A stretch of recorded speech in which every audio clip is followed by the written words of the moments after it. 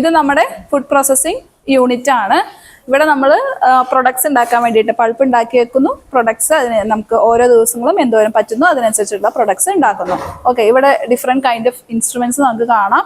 Weighing balance ഉണ്ട്, ഹോമോജിനൈസേഴ്സ് ഉണ്ട്, ഇതും അതും. ഹോമോജിനൈസേഴ്സ് എന്ന് പറഞ്ഞു കഴിഞ്ഞാൽ ഒരു പ്രൊഡക്റ്റ് ഉണ്ടാക്കിയിട്ട് നമ്മൾ അതിനെ യൂണിഫോം ആക്കുന്ന ഒരു മെഷീനാണ്.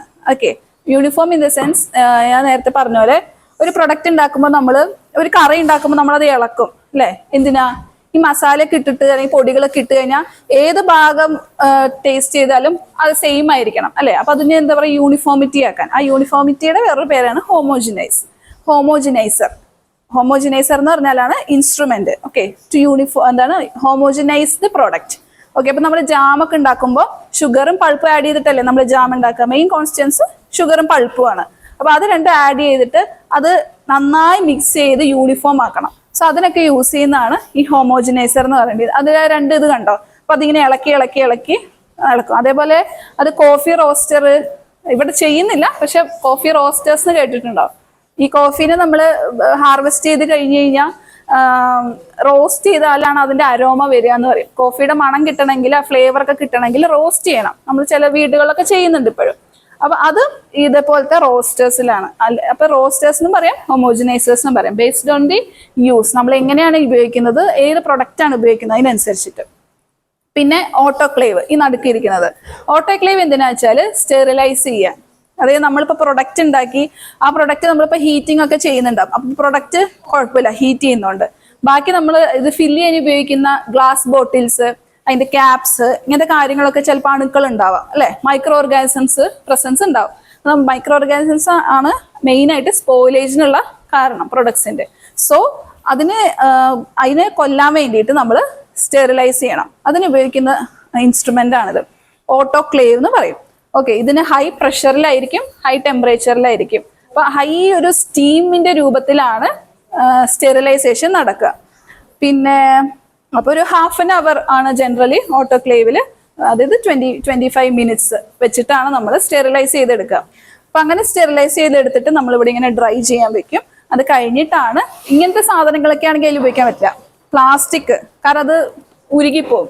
അപ്പൊ ഇതെന്ന് വെച്ച് കഴിഞ്ഞാൽ ഹോട്ട് വാട്ടറിൽ ഇട്ടിട്ട് ജസ്റ്റ് ഭയങ്കര തിളയ്ക്കുന്ന വെള്ളമല്ല, പാസ്ചറൈസേഷൻ പോലെ. പാസ്ചറൈസേഷൻ ഉണ്ട്, സ്റ്റെറിലൈസേഷൻ ഉണ്ട്. സ്റ്റെറിലൈസേഷൻ എന്ന് പറഞ്ഞാൽ high temperature around 100 degree Celsius നമ്മൾ ഉപയോഗിക്കുക. പാസ്ചറൈസേഷൻ എന്ന് പറഞ്ഞാൽ ഒരു 80-82 degree Celsius ആ ടെമ്പറേച്ചറിലാണ് പാസ്ചറൈസേഷൻ ചെയ്യുക. So based on the products ആണ് സ്റ്റെറിലൈസ് ചെയ്യണോ പാസ്ചറൈസ് ചെയ്യണോ എന്ന് തീരുമാനിക്കുക. ഓക്കെ, പിന്നുള്ളത് എന്താ? അതൊക്കെ എന്ന് വെച്ചാൽ ആ അറ്റത്തിരിക്കുന്ന ഇൻസ്ട്രുമെന്റ്സ് ഒക്കെ പൾപ്പേഴ്സ് ആണ്, പൾപ്പ് ചെയ്യാൻ ഉപയോഗിക്കുന്നത്. ആ സൈഡിൽ കണ്ടോ കണ്ടെയ്നേഴ്സ്, അതൊക്കെ ഈ പൾപ്പ് ചെയ്ത് വെച്ചിരിക്കുന്ന ഫ്രൂട്ട്സ് ആണ്. മാംഗോ, ഓറഞ്ച്, പിന്നെന്താ ഗ്രേപ്സ്, അതൊക്കെയാണ് ആ വലിയ കണ്ടെയ്നേഴ്സിൽ ഇരിക്കുന്നത്. അപ്പൊ നേരത്തെ പറഞ്ഞ പോലെ കിട്ടുന്ന സമയത്ത് പൾപ്പ് ചെയ്ത് എടുത്തിട്ട് പ്രിസർവേറ്റീവ് ആഡ് ചെയ്ത് ഇങ്ങനെ സൂക്ഷിച്ചു വെക്കും. എന്നിട്ട് ഓരോ ദിവസവും നമുക്ക് ഉണ്ടാക്കാൻ പറ്റുന്ന ഒരു പരിധി ഉണ്ട് അല്ലെ? ഒരാൾക്ക് ചെയ്യാൻ പറ്റുന്ന ഒരു പരിധി ഉണ്ട്. അപ്പൊ ഒരു ദിവസം എത്ര ഉണ്ടാക്കാൻ പറ്റും എന്നുള്ള കണക്ക് വെച്ചിട്ട് അതിൽ നിന്ന് പൾപ്പ് എടുക്കുന്നു, ബാക്കി ഇൻഗ്രീഡിയൻസ് ഒക്കെ ആഡ് ചെയ്തിട്ട് പ്രൊഡക്റ്റ് ഉണ്ടാക്കും. ഓക്കെ, ഇപ്പൊ ഒരു ലൈം ജിഞ്ചർ സിറപ്പാണ് ഉണ്ടാക്കിക്കൊണ്ടിരിക്കുന്നത്.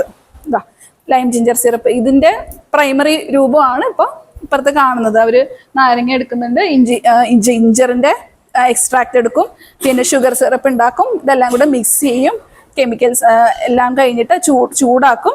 അത് കഴിഞ്ഞിട്ട് അവസാനം ചൂട് ജസ്റ്റ് ഒന്ന് കുറഞ്ഞു കഴിയുമ്പോഴാണ് നമ്മൾ ഈ കെമിക്കൽസ്, പ്രിസർവേറ്റീവ്സ് ആഡ് ചെയ്യുക. ഓക്കെ, പ്രിസർവേറ്റീവ്സ് നേരത്തെ പറഞ്ഞില്ലേ, KMS പറഞ്ഞു, സോഡിയം ബെൻസോയേറ്റ് പറഞ്ഞു, പിന്നെ സിട്രിക് ആസിഡ്, ഇതൊക്കെ കേട്ടു പോകുന്നുണ്ട് അല്ലേ? ഓക്കെ, പിന്നെയുള്ള ഇമ്പോർട്ടൻ്റ് സാധനം പാക്കേജിങ് എന്ന് പറയുന്നത് വളരെ ഇമ്പോർട്ടൻ്റ് ആയിട്ട് നമ്മുടെ ഡിപ്പാർട്ട്മെന്റ്, നമ്മുടെ ഈ പോസ്റ്റ് ഹാർവസ്റ്റ് മാനേജ്മെന്റിൽ പെട്ട ഒരു സെക്ഷനാണ്. കാരണം എന്ത് പ്രൊഡക്റ്റ് ഉണ്ടാക്കിയാലും അതിന് പ്രോപ്പർ പാക്കേജിങ് ഇല്ലെങ്കിൽ വളരെ ബുദ്ധിമുട്ട്. കാരണം സെയിൽ ചെയ്യുമ്പോൾ, ഇത് ട്രാൻസ്പോർട്ട് ചെയ്യുമ്പോൾ ഒക്കെ അതിന് നമ്മൾ പ്രൊട്ടക്ഷൻ കൊടുക്കണം അല്ലേ പ്രൊഡക്റ്റിന്. സോ അതിനാണ് നമ്മൾ മെയിനായിട്ട് പാക്കിങ് ചെയ്യുക. ഇനി പാക്ക് ചെയ്ത് നമ്മൾ ലേബലിംഗ് വേറൊരു ഇമ്പോർട്ടൻ്റ് കാര്യമാണ് അല്ലേ? ലേബലിൽ ആ പ്രൊഡക്റ്റിനെ കുറിച്ചുള്ള എല്ലാ ഇൻഫർമേഷനും ഉണ്ടാവണം. കാരണം നമുക്ക് മനസ്സിലാവണം നമ്മൾ എന്താ കഴിക്കുന്നത്. അതൊരു കൺസ്യൂമറിന്റെ അവകാശമാണ്. സോ കൺസ്യൂമർ റൈറ്റ്സ് ഉണ്ട്, പ്രൊഡ്യൂസർ റൈറ്റ്സ് ഉണ്ട്. അപ്പൊ അതൊക്കെ ഒരു വലിയ സെക്ടറാണ്. രാവിലെ ക്ലാസ് ഉണ്ടായിരുന്നു എന്ന് പറഞ്ഞു, FSSAIനെ കുറിച്ചൊക്കെ പറഞ്ഞു തന്നില്ലേ? സോ ആ FSSAIയുടെ ലൈസൻസ് നമ്പർ ഇതിലുണ്ടാവും. നിങ്ങൾ നോക്കിക്കഴിഞ്ഞാൽ നമുക്ക് ലൈസൻസ് ഇല്ലാതെ നമുക്ക് ഇങ്ങനെ ഒരു ഫുഡ് പ്രോസസ്സിംഗ് യൂണിറ്റ് വർക്ക് ചെയ്യാൻ പറ്റില്ല. സോ അവർ തരുന്ന മാനദണ്ഡങ്ങളൊക്കെ പാലിച്ചുകൊണ്ട് വേണം നമ്മളൊരു യൂണിറ്റ് സ്റ്റാർട്ട് ചെയ്യാനും അത് പ്രവർത്തിച്ചുകൊണ്ടായിരിക്കണം. അപ്പൊ നമുക്ക് നോക്കിക്കഴിഞ്ഞാൽ ഒരു ഏപ്രൺ കെട്ടിയിട്ടുണ്ട് അല്ലെ, ഹെഡ് ബാൻഡ് ഇട്ടിട്ടുണ്ട്, അതൊക്കെ ക്ലീൻലിനെസിന്റെ ഒരു ഭാഗമാണ്. ഇവിടെ ഒന്നും ഒരു ഇത് ഉണ്ടാവില്ല, അപ്പൊ ഫുള്ളി ക്ലീൻ. അതാണ് നിങ്ങളെയൊന്നും ഉള്ളിലേക്ക് കയറ്റാത്ത കേട്ടോ. അപ്പൊ പിന്നെ എന്താന്ന് വെച്ചാൽ ഈ ലേബലിൽ കൊടുത്തിരിക്കുന്ന ഇൻഫർമേഷൻ, അപ്പൊ പ്രൊഡക്റ്റ് എന്താണെന്നുണ്ടാവും, പ്രൊഡക്റ്റിലുള്ള ഇൻഗ്രീഡിയൻസ് ഉണ്ടാവും, അതേപോലെ ബാച്ച് എന്നാണ് ഉണ്ടാക്കിയത്, ഏത് ബാച്ചിലാണ് ഉണ്ടാക്കിയത്. അപ്പൊ എന്തെങ്കിലും പ്രശ്നം ഉണ്ടെങ്കിൽ നമുക്ക് പുറകിലൊക്കെ ട്രാക്ക് ചെയ്യാൻ പറ്റും, ഏത് ലോട്ടിനായിരുന്നു പ്രശ്നം എന്നൊക്കെ പറയാൻ പറ്റും. അതിനാണ് ഈ ബാച്ച് നമ്പർ, ലോട്ട് നമ്പർ അതൊക്കെ ഇടുന്നത്, ഡേറ്റ് ഒക്കെ ഇടുന്നത്.